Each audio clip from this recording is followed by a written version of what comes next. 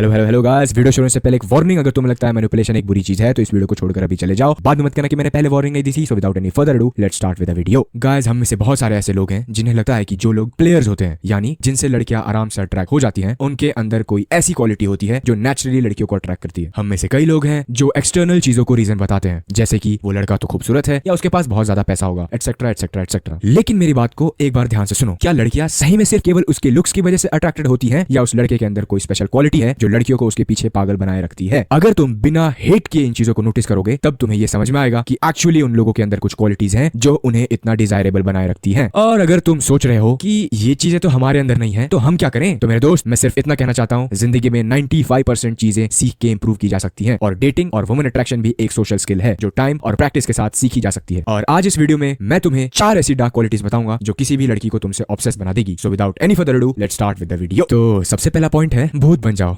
मजाक नहीं कर रहा, go ghost mode. By the way, शुरू करने से पहले एक जरूरी बात, लड़कियां ऑलरेडी ये टेक्निक यूज करती हैं। सोचो तुम उस सिचुएशन को जब तुम दोनों की बातें अच्छी चल रही थी, वाइब्स भी मैच हो रही थी, लेकिन अचानक अगले दिन तुमने नोटिस किया कि वो तुमसे नजर तक नहीं मिला रही है। तुम कंफ्यूज हो गए हो, उसने कल तक तो इंटरेस्ट दिखाया था तो आज इग्नोर क्यों? गाइस, यही होता है साइकोलॉजिकल मैनिपुलेशन। तुम उसके बारे में सोचने पर मजबूर हो जाते हो और यही उसका गेम होता है। तो अब तुम्हारी बारी। इसी चीज को अब तुम्हें अपने अंदाज से, अपने तरीके से इस्तेमाल करना है। और अगर तुम चाहते हो कि लड़की तुम्हारे बारे में ऑब्सेस्ड हो जाए तो सबसे पहला स्टेप है घोस्ट हर। चाहे महीनों तक बात हो चुकी हो, इमोशंस इन्वॉल्व हो, लेकिन फिर भी अचानक से कुछ दिनों के लिए गायब हो जाओ। वो तुरंत सोचने लगेगी, उसने मुझे इग्नोर क्यों किया, अरे मैंने क्या गलत कर दिया। उसके दिमाग में तुम घूमते रहोगे और तुम्हारी वैल्यू उसके नजर में बढ़ती रहेगी। She will start doubting everything, अपने लुक्स, अपने बिहेवियर, अपनी वैल्यू। और फिर शुरू होती है ऑब्सेशन। तुम्हें कॉल्स आने लगेंगे, टेक्स्ट आने लगेंगे और कई बार डेस्परेट मैसेजेस भी आएंगे, like what do I need to do to fix this. लेकिन एक चीज याद रखना भाई, ये गेम सिर्फ उन्हीं के लिए है जो इमोशनली स्ट्रांग है। अगर तुम खुद अटेंशन के भूखे हो तो ये काम तुम कभी नहीं कर पाओगे। इसी के साथ आगे बढ़ते हुए नेक्स्ट पॉइंट जो है, किसी और लड़की के साथ उसे कंपेयर करो। जब तुम दोनों का टाइम अच्छा चल रहा हो, बातें स्मूथ चल रही हो और कभी कभी वो तुम्हें फॉर ग्रांटेड लेने लगे, तब मजाक मजाक में अपनी एक्स या किसी कॉमन फ्रेंड से कंपेयर करना स्टार्ट कर दो। हाँ, बिल्कुल सही सुना तुमने। चाहे तुम सच में कंपेयर करो या ना करो, उसे फील करवाना ज्यादा जरूरी है कि तुम उसे कंपेयर करते हो। लेकिन सवाल है कि ये तुम सब करोगे कैसे? I mean, let me give you an example that you can use during a conversation. यार, मेरी जब एक्स घर आती थी ना तो हमेशा हाय बेबी करके गले लगाती थी। यार, वो वाली फीलिंग अलग थी यार, तुम में नहीं है वो बात। ऐसे इनोसेंट लगने वाले लाइंस उसके दिमाग में जेलसी पैदा करते हैं और इससे तुम्हारे बीच झगड़े भी क्रिएट होंगे, and that is a good thing. अगर तुम्हारी लड़की और तुम्हारे बीच सब कुछ शांत चल रहा है तो ये एक खराब बात है। झगड़ा करो, बाद में उसे मनाओ भी, और बाद में उसे ये बताओ कि वो कितनी बेटर है उस कॉमन फ्रेंड से या तुम्हारी उस एक्स से जिसकी तुम तारीफ कर रहे थे। देखो, वो बात तो मान जाएगी, झगड़ा भी खत्म हो जाएगा, लेकिन उसके दिमाग में जेलसी बैठ जाएगी और वो हमेशा तुम पे ज्यादा ध्यान देना शुरू कर देगी। इससे उसके दिमाग में कंपटीशन बढ़ता है। और याद रखना एक बात, औरतें उन चीजों के लिए फाइट करती हैं जो दूसरी औरतों को चाहिए होता है। देखो, तुम्हें थोड़ा सटल वे में इसे ड्रॉप करना है, इतना भी नहीं कि ऑब्वियस हो जाए, पर इतना जरूर कि उसका माइंड सोचने में चला जाए। इसी के साथ आगे बढ़ते हुए थर्ड पॉइंट जो है, तुम्हें पता है ना मैं तुमसे कितना प्यार करता हूँ। ये लाइन एक बहुत ही इफेक्टिव मैनिपुलेशन है। और सबसे बड़ी बात, तुम्हें ये तब बोलना है जब तुम उसे इमोशनली डिस्टेंट हो, मतलब ना ज्यादा कॉल हो, ना ज्यादा टेक्स्ट हो, ना ज्यादा टाइम स्पेंड कर रहे हो, तुम काम में बिजी हो और उसे ये फील करा रहे हो कि तुम्हें फर्क नहीं पड़ता, लेकिन फिर भी एकदम कैजुअली कहना है, तुम्हें पता है ना मैं तुमसे कितना प्यार करता हूँ। अब एग्जैक्टली यही लाइन मत बोलना, लेकिन हाँ, इसी से रिलेटेड कुछ ना कुछ चीज जो तुम अपनी मर्जी से बना सको। ये सिंपल सी लाइन उसके दिमाग में कंफ्यूजन क्रिएट करके रखती है। वो सोचती रहती है कि वो मुझे इग्नोर करता है लेकिन प्यार भी करता है, मैं उसके लिए इंपॉर्टेंट हूं भी कि नहीं।